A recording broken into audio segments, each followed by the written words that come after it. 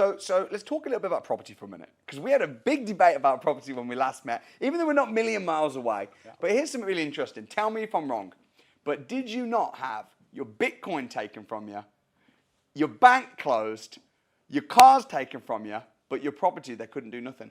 No, you're wrong. They took my property too. No, they did. You were in it. I saw you in it. I was in it, but it was seized officially by the government. I couldn't sell it or transfer it. Yeah, but you were still in it. That's right. You're right. I was living in it. That's true. Well, your cars were gone, your Bitcoin was gone. Okay. So property has a certain element. Okay, first things first. First things first. You know I'm right. You know I'm right. Did they take my Bitcoin? Yes. Well, they took some.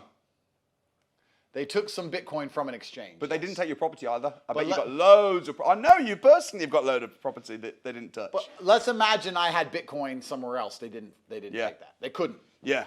So they didn't manage to get hold of my Bitcoin, and they didn't manage to get hold of my property because they couldn't find it. Yeah. So those two things. And the property they could find, you still were able to live in it. I was able to live in it. How shit would it have been if you'd have had to have been staying in a crappy little house? Of course. Couldn't take your mansion. I could still live in it, but officially it was seized. I couldn't sell it or transfer it. Right. Because it was officially seized. Live in it. So they still took it effectively. Yeah, but not But really. I was living in it while I was on house arrest. Yeah, that's true. Yeah. Yes. And you had a bunch of houses that they Listen, I was never truly anti-property. What I was is the same I am with most things, which was anti-government.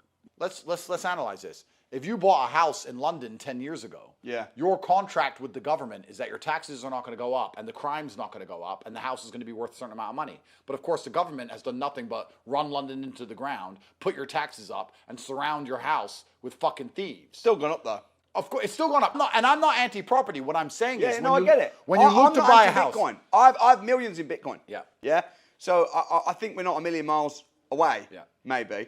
But these are the things you have to consider. My point is, when you look to buy a house, you have to sit and say, okay, if I'm going to have this house for, let's say, 10 to 15 years, what's the probability that the area I'm in is going to decline? Well, let's analyze the general trend of every single area in the UK across the last 20 years. Yeah. It's all a decline. So the area that this house is in is going to be worse. Is it going to be worth more? Maybe. Who knows? It will be worth more. But the area is going to be worse.